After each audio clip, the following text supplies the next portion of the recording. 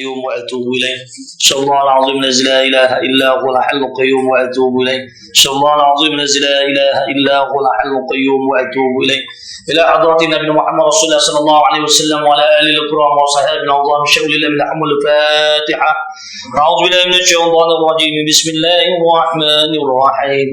الحمد لله رب العالمين الرحمن الرحيم مالك يوم الدين إياك نعبد وإياك نستعين اهدنا الصراط المستقيم صراط الذين أنعمت عليهم غير المغضوب عليهم ولا الضالين آمين.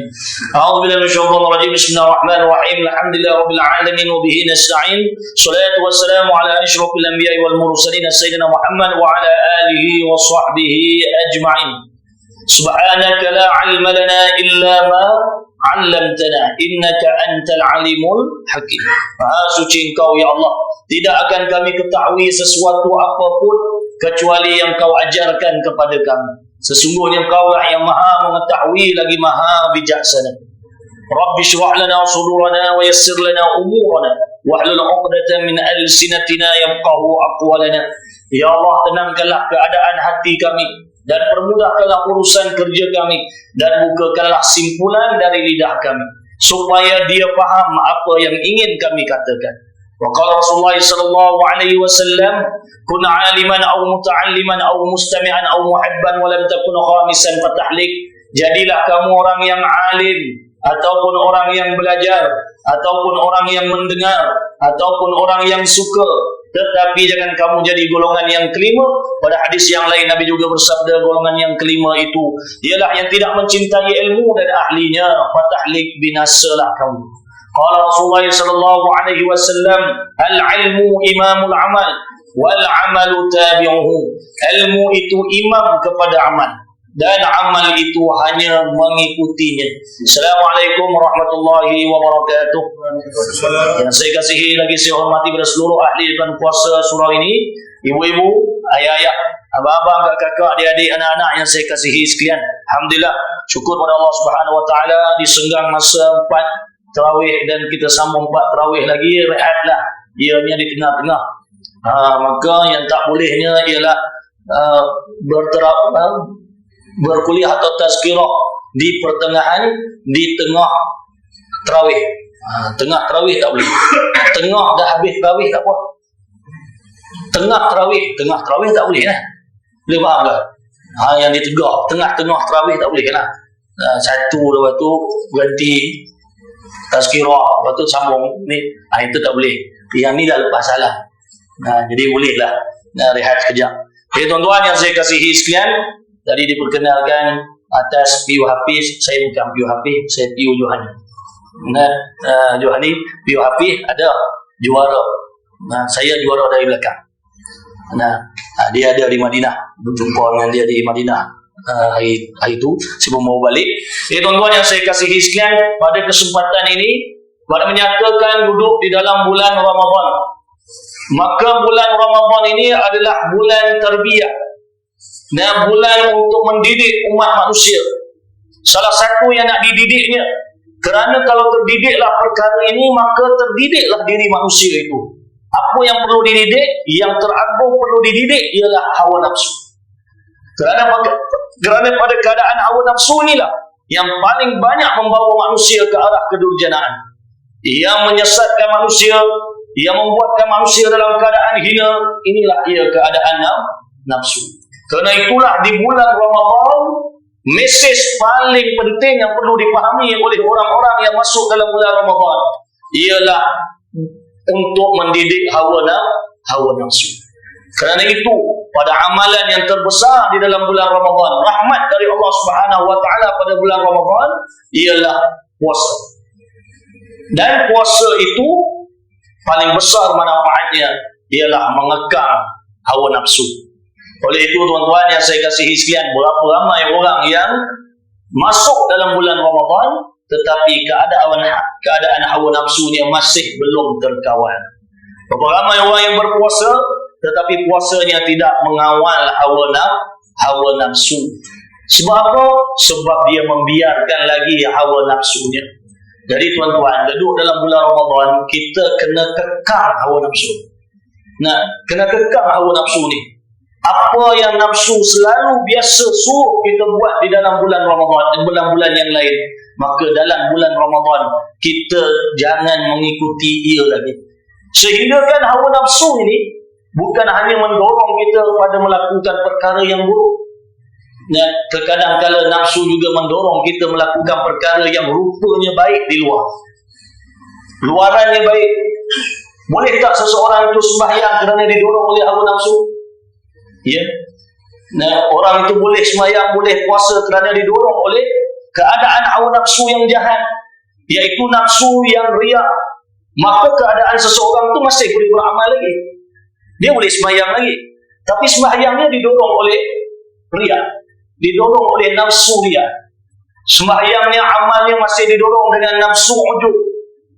Nah, sembahyangnya atau ibadahnya, puasanya didorong oleh nafsu takabbur.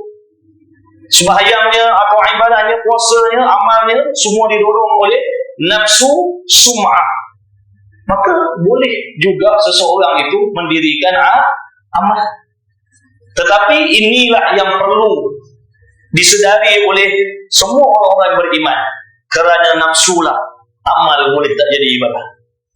Kerana nafsulah amal tak boleh jadi ibadah. Oleh itu kena sedar ada beza antara amal dengan ibadah. Amal sekadar mendirikan amal, ikut syarat-syarat amal tersebut, selesai. Dia dipanggil amal. Kalau amal namanya sembahyang, maka ikut syarat-syarat. Nah, perkara yang batalkan sembahyang, rukun sembahyang, maka amal itu dinamakan sembahyang. Tetapi berapa ramai orang yang sembahyang tapi sembahyangnya tidak bernilai ibadah di sisi Allah. Kenapa boleh jadi macam tu? Nafsu. Nah, nafsunya kerana apa? Kerana keadaan dia solat, dia beribadah, kerana ada didorong oleh nafsu riya. Maka ingat 4 perkara ini yang menjahanamkan amal. Nah, 4 perkara yang terdorong dengan nafsu ini yang menjahanamkan amal. Rugilah orang-orang yang sepatutnya beramal ibadah di dalam bulan Ramadan. Sepatutnya amal boleh jadi ibadah, amal yang orang Jawa kata hilang, tak ada nilai di sisi Allah Subhanahu Wa Taala. Bila tidak ada nilai, yang dikatakan berlipat ganda ganjaran-ganjaran amal, dapat syurga, dapat pengampunan, dapat rahmat, itu tak dapat bagi orang yang hanya sekadar beramal. Hanya sekadar beramal, dia hanya dapat pahala amal, menegakkan amal sahaja. Tetapi pada yang dijanjikan, pada bulan Ramadan, orang yang berpuasa dengan penuh keimanan dan ihtisab, nampak? Bukan puasa saja, perlu puasa ada syarat, ada kriteria khusus, dengan penuh keimanan, dengan penuh ihtisab mengharap redha Allah dan ganjaran dari Allah, baru boleh dapat keampunan dari Allah. Jadi tak cukup hanya puasa saja. Kalau tidak ada bezanya amal dan ibadah, takkan Nabi SAW pada menyatakan ada orang yang berpuasa tetapi hanya dapat ju' wal 'atash, hanya lapar dan dahaga. Adakah Nabi menafikan puasa je? Tak, kalau diikut syarat puasa, tapi puasanya tak dapat ganjaran. Jadi rugilah tuan. Dan rugilah bagi orang-orang yang masuk dalam bulan Ramadan tetapi tidak diampunkanlah pula dosanya oleh Allah ketika mana dia keluar daripada bulan Ramadan. Kerana rahmat Allah pada bulan Ramadan ini, Allah ampunkan dosa-dosa hamba-hambanya. Ini semua kita tidak akan dapat kecuali dengan melawan hawa nafsu. Jadi saya sebut tuan-tuan ikut 4 perkara. Saya sebut tuan-tuan ikut 4 perkara daripada hawa nafsu yang menjahanamkan amal kita menjadi ibadah. Yang pertama, riya. Yang kedua, ujub. Yang ketiga, takabbur. Yang keempat, sum'ah. Ada 4 perkara yang berkaitan hawa nafsu yang menjahanamkan amal kita menjadi ibadah. Yang pertama, riya. Jadi tuan-tuan, riya ini apa? Menunjuk-nunjuk. Menunjuk amal boleh? Boleh tunjuk amal? Ni yang tuan-tuan tengah buat ni tunjuk. Tunjuk boleh? Tunjuk boleh. Tak ada masalah. Ada orang tak pergi surau kenapa? Oh, saya tak nak berak. Tak boleh tunjuk. Amal boleh tunjuk. Yang tak boleh menunjuk-nunjuk. Menunjuk-nunjuk itu ialah perasaan bagi hati. Nah, jadi tuan-tuan yang saya kasihkan, jaga. Dah elok dah beramal ibadah, dah elok dah sedekah. Nah, kalau tulis hamba Allah selamat lagi. Kalau tulis nama sendiri pun okey, tak ada masalah. Nah, tapi bila orang tengok bagus tuan 10 hari tu satu slot 50, satu hari 1000, 10 hari 10,000. Nah, maka ketika mana menerima pujian, kuatkan hati kamu. Nah, ketika mana kamu menerima pujian, hati kamu kuat tak? Kalau tak kuat jangan tulis. Nah, tapi kalau kamu memang niat kamu nak mendorong yang lain supaya bersedekah, maka kuatkan niat kamu supaya tidak jadi sia-sia. Nah, jadi tuan-tuan yang saya kasihi sekalian, kerana itu melawan hawa nafsu ini perkara yang cukup sukar. Kerana di dalam diri itu ada 5 yang mendirikan diri. Nah, yang mendirikan diri itu ada 5. Dulu saya belajar kitab lama, maka dia sebut diri itu ada yang mendirikannya. Jika tidak adalah yang mendirikan diri itu, maka tidak berdirilah diri itu. Itu kita lama. Kan? Itu baru bunganya, belum isinya lagi. Nah, jadi saya sebut, tuan-tuan ikut boleh. Ni masuk bunga dulu. Bunga dulu baru isi. Diri itu ada yang mendirikannya. Jika tidak adalah yang mendirikan diri itu, maka tidak berdirilah diri itu. Diri itu ada 5 pendirinya. Yang pertama roh. Yang kedua jasad. Yang ketiga akal. Yang keempat hati. Yang kelima nafsu. Yang mendirikan diri itu ada 5. Yang pertama roh. Yang kedua jasad. Yang ketiga akal. Yang keempat hati. Yang kelima nafsu. Yang mendirikan diri itu ada berapa tuan? Yang pertama okay. Yang kedua okay. Yang ketiga akal. Yang keempat hati. Yang kelima nafsu. Gitulah guru kami mengajar. Dan dia nak tekan satu poin penting, maka dia ulang 3 kali. 2 kali dia suruh kami mengikut bersamanya. Kali ketiga fill in the blank, isi tempat kosong. Nak tengok anak murid fokus tak fokus. Jadi pada yang mendirikan diri itu ada berapa? 5. Yang pertama guru saya kata menyebut nombor 1, 2, 3 itu bukanlah mana yang jadi guru, tapi nak menyebut supaya mudah ingat. Nah, roh, jasad, akal, hati, nafsu. Jadi bila disebut mengenal diri, maka diri mana yang nak kenal? Diri yang bernama roh, diri yang bernama jasad, diri yang bernama akal, diri yang bernama hati, diri yang bernama nafsu. Bila kata puasa, supaya puasa tidak sia-sia, supaya puasa yang dikatakan melawan hawa nafsu, puasa yang mana? Puasa dari sudut roh.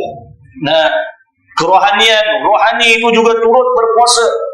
Nah, puasa juga dari sudut jasad, jasad juga ditahan daripada melakukan dosa. Puasa dari sudut akal juga dijaga supaya tidak berfikir dan berprasangka buruk.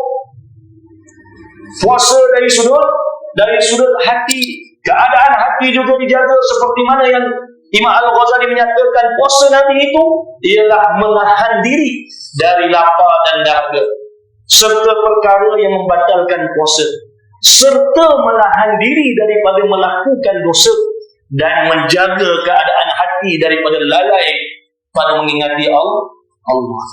Kalau kita puasa umum, puasa yang nombor 1, apa dia? Menahan diri dari lapar dan dahaga serta perkara yang membatalkan puasa. Sampai situ. Kalau sampai situ saja, yang tu hanya meninggalkan perkara yang dilarang Allah. Maknanya kita puasa, terlepaslah kita daripada dosa tidak berpuasa. Tapi manfaat daripada puasa kita tak akan dapat. Nah, ganjaran daripada puasa kita tak akan dapat. Kerana itulah puasa kita yang sebulan pada masa yang lalu, apakah impaknya kepada perubahan diri kita? Dan kalau kurang maka tahun ini perbetulkan perkara tersebut. Ya, jadi tuan-tuan yang saya kasihi sekalian, maka pada keadaan mengikut hawa nafsu ataupun pengurusan hawa nafsu di kala Ramadan ini, maka memahamilah hakikat hawa nafsu itu, nafsunya amarah bisu. Nafsunya amarah bisu, iaitu pada keadaan menyuruh pada melakukan kejahatan. Jadi tuan-tuan, dalam bulan Ramadan ada tak yang menyuruh kita melakukan kejahatan? Ada tak yang menyuruh kita melakukan kejahatan? Ada. Walaupun setan itu sudah dibelenggu, memang setan tak dibelenggu, tapi godaan bukan satu. Godaan disebut oleh Al-Imam Al-Ghazali dalam memahamkan hadis dan ayat Al-Quran ada empat. Apa godaannya? Maka saya sebut tuan-tuan ikut. Kan? Bagus, macam ni boleh ingat. Sudah. Maka saya sebut tuan-tuan ikut, ada empat godaan yang menggoda manusia itu sehingga ia lalai kepada Allah. Yang pertama, dunia. Yang kedua, manusia. Yang ketiga, nafsu. Yang keempat, syaitan. Ada empat godaan yang menggoda manusia sehingga lalai kepada Allah. Yang pertama, dunia. Yang kedua, manusia. Yang ketiga, nafsu. Yang keempat, syaitan.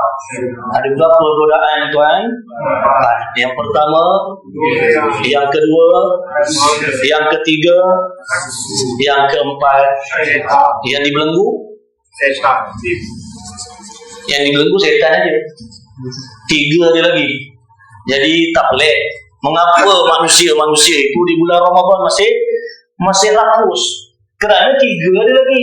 Tiga lawan satu, tiga lagi kuat. Setan dibelenggu, tiga dia lagi. Dunia ini masih lagi menipu daya, masih lagi menggoda kamu. Yang kedua, manusia juga masih mampu melalaikan kamu. Dah elok-elok tahan lapar dan dahaga, hawa nafsu elok tahan sampai pukul 6 sampai pukul 7 pergi bazar, habis jahanam semua sekali. Nah, di bazar habis nafsu-nafsu yang tak mampu, yang ditahan tadi, nafsu nak makan, nafsu nak minum, semua terbuka. Nafsu dah buka dulu sebelum dibuka puasa. Nafsu telah rakus dahulu. Tengok air cendol nak minum, tengok tahu kufa nak makan, tengok murtabak semua nak makan. Itu baru tengok murtabak, belum tengok orang yang jual murtabak ni. Jahanam lagi. Nah, baru tengok air tebu, belum tengok orang yang jual air tebu. Jadi kepada semua peniaga-peniaga yang berniaga, carilah rahmat Allah, cari harta yang berkat, cari keuntungan yang berkat. Jangan kamu pamerkan anak-anak dara kamu di hadapan, kerana bertujuan nak menarik minat orang-orang untuk membeli barangan belian kamu, barangan jualan kamu. Jangan. Nah, kena pula anak dara pula tak menutup aurat. Allah. Jadi kepada ibu-ibu, ayah-ayah yang ada anak-anak dara, ada anak-anak lelaki, anak-anak lelaki, orang lelaki, tundukkan pandangan. Kalau mampu tak pergi bazar Ramadan tu, tunduk pandangan. Mampu? Tak mampu yang pergi. Sebab di bazar Ramadan terlalu banyaknya nafsu bermerajalela.